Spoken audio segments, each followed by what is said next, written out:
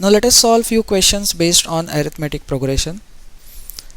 Here it's given that for an AP the first term is 4 and the common difference is 2, and we have to find T7 and S9. That is, we have to find the 7th term and the sum of first n terms of the given AP. Now here let us write the given data in symbols. That is, the first term is given to be 4, so that is A equal to 4, and the common difference D is 2. Right. Now we know the formula for writing the general term Tn as A plus n minus 1 times D. Alright. So therefore, putting in the values, the 7th term will be nothing but 4 plus 7 minus 1 times 2. So that gives us 4 plus 6 into 2, 12. So therefore we have T7 as nothing but 16. So that's the first answer.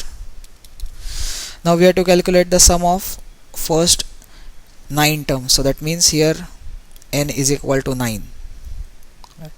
Now let's write the formula for Sn. As we know, Sn is nothing but n by 2 into bracket 2a plus n minus 1 times d. That's the basic formula for Sn.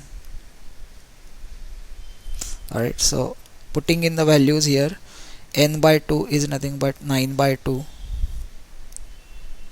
Now 2a is nothing but 2 into 4, which is 8, plus n minus 1, where n is 9, so 9 minus 1 is 8, multiplied with the difference d as 2.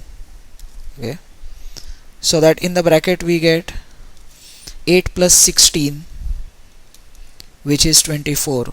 So that gives us 9 by 2 into 24. So cancelling 2, we have factor of 12. So that gives us 9 into 12 as nothing but 108. So therefore the required sum is nothing but 108. Right.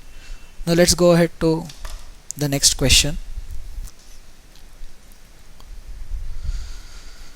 For a sequence, it's given that Sn is equal to 2n square plus 5n. Show that it is an AP.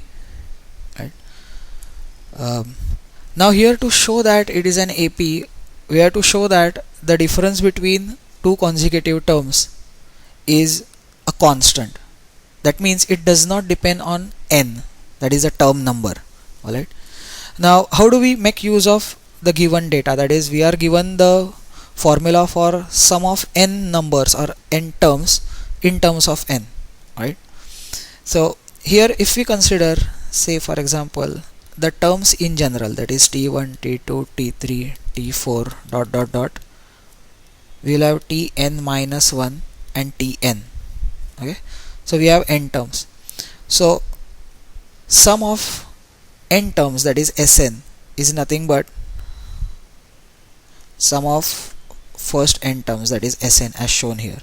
Now if we want to show the difference between two consecutive terms to be same, alright, somewhere we have to show that the difference between any two consecutive terms to be same. That is, we are free to choose any two consecutive terms. But since here nothing is mentioned about any specific value of n, so we have to take any generic pair. Alright, so let's try to prove that difference of tn and tn minus 1, that is difference between the last two terms, is constant. Okay, so this is what we try to prove, and by constant we mean it does not depend on n. Right. Now as shown, if we have Sn as the sum of n terms, we can get the sum of n minus terms, n minus 1 terms. That means we will get tn in terms of n. Alright, if we subtract Sn minus Sn minus 1, so that means n term is nothing but merely sum of n terms minus sum of n minus 1 terms, isn't it? Now let us substitute the expressions for these two, that is Sn is nothing but 2n square plus 5n minus, now to write Sn minus 1, wherever there is n we will replace it with n minus 1. So 2 into n minus 1 the whole square plus 5 into n minus 1. Alright, so which in turn gives us 2n square plus 5n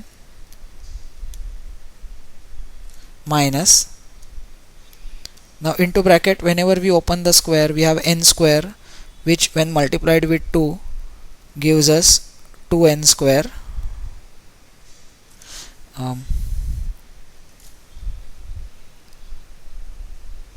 alright, then the middle term is minus 2n gets multiplied with 2, so that gives us minus 8n, and we have plus 1 which gets multiplied with 2, which again gives us plus 2, and opening the second bracket we have 5n minus 5. Now we have to club all the like terms, and therefore I will write Tn as equal to, now if you see that 2n square is going to get cancelled, then similarly 5n is also going to get cancelled, right? So what remains is minus of minus 8n, so that is nothing but 8n,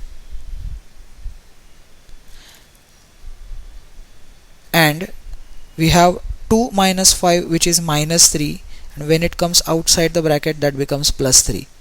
So therefore now here we get the formula for nth term of the given sequence. Now the only remaining step is to calculate the term which comes just before nth term, so that is we want to find out now Tn minus 1.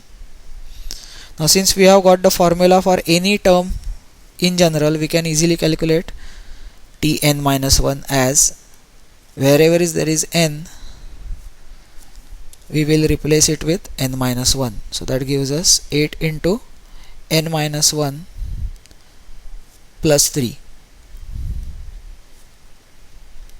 So that further gives us 8n minus 8 plus 3, so which is nothing but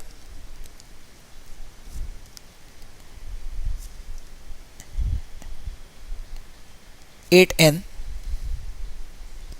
minus 8 plus 3 is minus 5. Alright, and lastly whatever we wanted to confirm is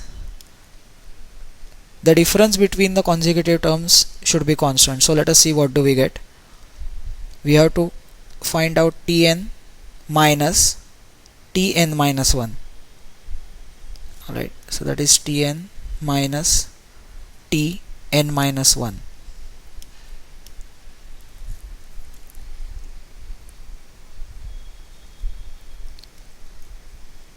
So if we see Tn is 8n plus 3, and from that if we subtract 8n minus 5, then 8n and 8n will get cancelled, so 3 minus of minus 5 is going to give us 8.